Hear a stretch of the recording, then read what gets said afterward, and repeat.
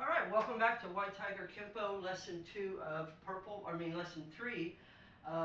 belt. We're going to go over the finishing you with short 2 in this lesson, and we also are going to teach you spiraling wrist and the blitz, A, B, and C on both of those. So let's bow in and get started.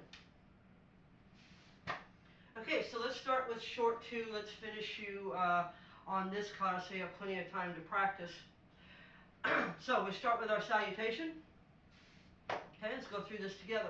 Do Chinese sword, leave the hand in place, step forward left, Chinese sword, step left to 9, stop it, draw to a cat stance, step to 3. Now, if you'll notice there's a pattern going here, or it's going to start going here. It's left, right, left, right. So we did a left cat stance here, so now we're going to go to the right cat stance for this position. So our next attack is coming from 12, so we're going to go to a left cat stance, brush block, heel palm, groin shot, back to our right cat stance, step back out, brush block, heel palm, cover. Now we're going to go back to a left cat stance. Now, so far we've done the same as short 2, basically. We've done the 12, the 9, the 6, and the 12, the 9, the 3, and the 6 pattern. Now we're going to start working on the 30 patterns, your 10-30s, 2-30s, 4-30s, and 7-30s. So we're going to draw to a left cat stance, right hand in chamber, left hand on top. We're going to step left to 4-30 with a downward block, or this could have easily just been a heel palm scoop block if you wish. As you step forward, stop hit B. Okay, again, so from this position, we've just done our heel palm to the nose and the groin. Left cat stance, right hand in chamber, left hand on top. Step left to the 430 position, left downward block, step through right as you do a stop hit B, which would be a heel palm to the face. Then from here, since we did a left before, now we're going to do a right cat stance from here. So we've just done this here, so now we're going to do a right cat stance, and now we've done 430, so now we're going to go to 730. So we're going to work our way around the clock counterclockwise. Downward with a right, step through left, stop hit B. Okay? Again, from our brush block, heel palm, left cat stance, right hand in chamber, left hand on top. Left downward block, step through right, stop hit B. Right cat stance, left hand in chamber, right hand on top, step right to 730 as we step through left with stop hit B. Okay? Now your final section, we've done the 430, 730, so now we're going to go to the 230, 1030 position. We're going to kind of basically reverse what we just did because we started with 430 to 730. Now we're going to do the same thing but facing the 12 o'clock position. So we're going to go to 230 to 1030. So we've just finished our heel palm. Our right foot is going to draw to a cat stance as we do a left inward block. We're going to step back out to 230 as we do a right upwards block, followed by a left half fist to the throat. Then from here, your left foot draws to a cat stance. At the same time, you do a right inward block, step out left, right half fist to the throat, step forward, and close. Okay? So let's do this again. So let's start from the brush block. Okay, we've done our brush block, heel palm. Now from here, left to cat, downward, step through, stop hit B. Right to cat, step to 730 downward, or this could be a scoop block. Either way, we'll take it either way as you do a stop hit B here. Now what you're doing is here is we're assuming this is a traditional Taekwondo kind of fighter where they're going to throw a kick punch combination. So as we come in, either side it's the same. We're going to block it. So you either use your downward or you use your scoop block, and then as you move that leg out of the way, you're going to come up and grab that punch and do a heel palm to the face. Okay? So from here, 1, 2, to the groin. Cat stance, step through, block the kick, block the punch. Right, step to 730, block the kick, step through, block the punch. Now we have a punch coming from the right, from behind us from the 230 position. So we're going to do a secondary block, which is the inward. This could have easily been a parry, just to clear the area. Then we're going to use our upward as our main block, get the hand up and out of the way so we can throw a half fist to the throat. Now we have the same attack coming, but now from the 1030 position, left inward as we go to adjust our stance. These two work the same mission. As we come in with our inward, we're going to come back up with our upward as we step out and do a half fist to the throat. Step forward, and you're done with short 2. Okay, so let's go through that one time all together. So from here, salutation, Chinese sword to 12, stop hit A to 9, weak side to 3. From here, brush block heel palm to 6, step out, brush block heel palm to 12. Okay, that's the exact same pattern in short 1. Now we're going to add the star pattern to it that a lot of people refer to. Draw the cat, downward block, heel palm cover to 430. Draw the cat, downward block, heel palm cover to 730. Okay, so that's stop hit B now. So we did stop hit A to 3 and 9. We do stop hit B to 430 and 730. Another punch coming. Inward, upward, half fist. Now we do the opposite side, 1030 inward, upward, half fist, step forward, close, and you're done with short 2. Okay? So practice that a whole bunch of times. If you need to, just rewind the video as many times as you need. That's the great thing about having a video lesson, is it's always there for you to refer to. So practice that, and here in a few lessons we'll come back and review the entire short 2 again. Now from there, let's talk about your next self-defense technique, which I believe is self-defense technique number 3. Or is it, yeah, 1, 2, 3, 4, before, okay, or 5. I don't remember. Anyway, your next self-defense technique is called the blitz, A, B, and C. This is for a right punch. Now, you should already know how to do the scissor block. You learned that in your yellow belt lessons of basics. And we also use the scissor block in orange belt. Now, in this one, we're going to take the blitzing technique that we learned in orange, and we're going to add the follow-up to it. So from here, we do our scissor block, our forearm strike, our knee, and our elbow. Now on the A version, we're going to do a chin throw. Now for a chin throw, you just pull your head, put your head down, elbow the back. The left hand literally just drops, and you just grab right underneath that chin there as your right hand stays in a check on the head. What you want to do is you want to turn it this way. Okay? You want to bring your left hand up and your right hand down. Okay, so that you turn that head. Now at the same time, you're going to adjust your left foot slightly to about the 430 position as you rotate to face the 730 position. That'll give them a nice throw. And the thing is they can't resist. It's like a shoulder.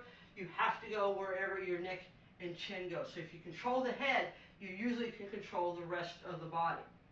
So again, on the blitz A, right punch, we're stepping into soft bow, back fist forearming into our stance, forearm strike or chop to the side of the neck. And as I taught this in orange belt, use this to push them, okay? Chop, push, pull them in, okay?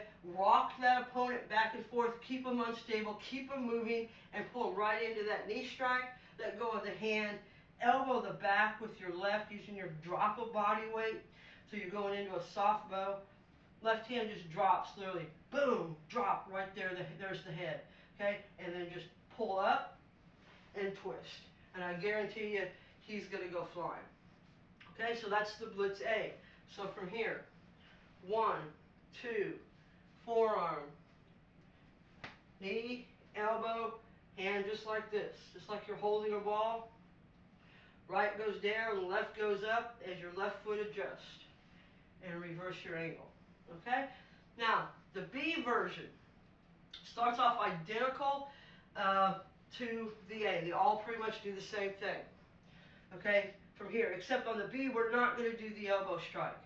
What we're going to do is a head turn throw, so we don't want the elbow strike in there because it kind of doesn't go with the flow of that technique. So we're going to do our scissor block.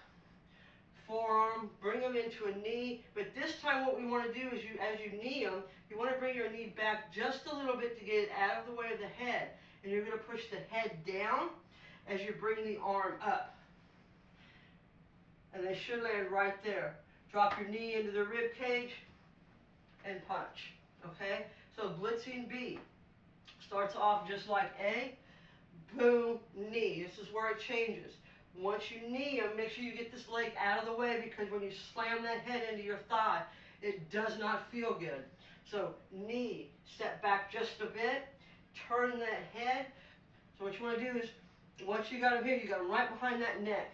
Okay, and you're just going to push down at the same time. You're going to lift that arm up and underneath. Just push the head right underneath their arm. They're going to rotate over, land on their black back right here. Drop your knee into their ribs. As they pop up, you hit them with a vertical punch or an inverted punch. Okay, so let's go through those two again. You have the blitzing technique A. Scissor block, forearm strike to the neck, knee the head, elbow the back, grab the chin, chin throw. Then you have the blitz B. So from here, starts off the same. Scissor block, inside scissor block, forearm strike the bicep, forearm strike the neck, knee the face. And as you knee the face, you're going to adjust slightly out of the way. Turn that head underneath their arm and plant them down. Drop your knee in their ribs as they pop up, pop them in the face. Okay, the third and final variation to this is the C version. And this is a choke we're going to follow up with. And we're going to change it up. We're not going to use the same block. This time as they come in with the block, we're going to use a double slap block. So you want to come way over the top, slap that head forward, elbow the chin, that'll bop that head back up, and then forearm, and you're going to hook that hand right in around their neck and go into a guillotine choke. Now if you need to and you're not familiar with the guillotine choke, go through my jiu-jitsu videos, chokes and strangles, and we'll go over how to do that step by step. Okay, so there's a reference to that in the videos within Patreon. You'll just have to go in and study it. I'll do the best I can in this video, but if you need further direction, refer to that one because I actually do it on a body for you to see. Same thing with all these chokes and locks. They're all done within my Jiu-Jitsu Introduction to Jiu-Jitsu video where I show you step by step how to do all the takedowns and chokes and the locks that we are taught, that I will teach you throughout the system. So, again, we'll start with blitzing technique number A. 1, 2, forearm, here, knee, elbow, hand comes, chin throw. Then you got blitzing technique B. Scissor block, forearm the neck, knee, set your foot out of the way as you push the head down and under. Drop your knee onto them as the head comes up. Hit them with a vertical punch or an inverted depending on how close you are. Then you have the C, a double slap block. Left hand grabs, right elbow to the chin, come down with a right forearm. This hand will then snake around the neck and underneath the throat. As you bring them into you, their head should be right here, so you're going to use your side as a base. Palm to palm, always go palm to palm, never grab like this. This I can break, this you can't. And then pull in and lift up. So you're going to kind of drop your body weight, and you're going to pull in and lift up, and basically just like it says, they end up basically having a guillotine or a throat, this right under their throat, choking them as you lift up on them, and it will literally bring them up off their feet. So do it very carefully if you practice this on somebody for the first time, because it can catch you by surprise. So again, the A version, scissor, forearm strike the neck, knee the face or body, elbow the back, left hand grabs the chin, right hand stays on the back, adjust foot, and twist. Then you have the B version, scissor block, forearm, forearm the neck, knee the face, but this time we're not going to do the elbow. We're going to adjust our foot slightly back and out of the way. At the same time, we're going to push the head down and underneath the arm, shuffle forward, drop the knee, vertical punch to the face. And then you have C, they come in, double slap block, elbow the chin, get that chin up, kind of come down and forearm them a little bit, push them around, snake that hand in and around, making sure the crown or the base of their head or the back of their head is right here. Drop your body weight as you lift up and turn like you're turning on a faucet. Same principle, lift it up. Bring that, protrude those bones up and into them, okay? Okay, now that's the blitz. Now we're going to do spiraling wrist A, B, and C. This is where you're going to kind of learn to start combining some of the techniques you know with the new setup. In this one you have a bear hug, but your arms are free, so they're just wrapped around here. So we're going to use our eagle beaks knuckles right here, and we're going to strike the back of their hands just as hard as we can, and that should let them go. So as we do this, boom, strike out, almost like circling elbows. Okay, the idea is that the hands will spread apart. Now once they spread apart, we're going to go into passing the horizon. So we're here, we have the hands here, we're going to step left to 230, then we step back right to 230 as our left hand engages with our right, and we go into a inside wrist lock. Here, and then front snap kick to the face. So again, we beat those hands, we clear those arms with our circling elbow opening, the hands spread apart, they should be kind of like this. We grab their hand as we step left, then our right hand comes into play, and just like passing the horizon, you're going to attack that shoulder and pass over the horizon as you step back right and do a front snap kick to the face, okay? So the only really thing new in this technique is this opening here, because you've already learned circling elbows, which is the opening, and you've already learned passing the horizon. So this part should be fairly simple for you to get the pattern down. Just take it slow and take your time doing it. Beat the hands, clear the arms, grab, step left, step right, and kick. Okay? There again, if you need to refresh on how to do an inside-outside wrist locks or any of the chokes, go back and rewatch the introduction to jiu-jitsu videos on those particular attacks or defenses. Okay, now the B version to this. B and C are what ifs to spiraling wrist. What if something goes wrong? So the B version is you beat the hands, you've done this, but the hands just won't let go. For whatever reason, you didn't hit the target right. They don't really have pain sensory in there, but you can't get that hand to break loose. Not a problem. We're going to do what we know what to do. We go to circling elbows. Okay? This shows you if one technique don't work, just go to a different technique. Don't sit there and fight it and make something work that's not working. Adjust and adapt. And that's what this lesson is teaching you with this technique. You beat, you clear, it just doesn't work. Don't sit there and fight it. Go right into circling elbows. Okay? They'll let go at that point. And then the C version to this, the second one F, is you beat the hands, you've cleared, and you've done A. Except when you go to lock the hand down, you weren't quick enough, you don't have the lock on properly. Whatever the reason is they bent the elbow, okay? And you can't get it to straighten. There again, you don't fight it, okay? If you come down and the elbow's bent, go with what they're doing. Basically, they're pulling that arm. As you rotated them over, they pull that arm towards themselves to try to relieve that pain. So as they do that, we're going to go from a outside or an inside wrist lock to an outside wrist lock. So as we got our lock on, or attempting to get the lock on, he wants to go in that direction. So we're going to allow him. That's what the Jitsu principles do, or Aikido.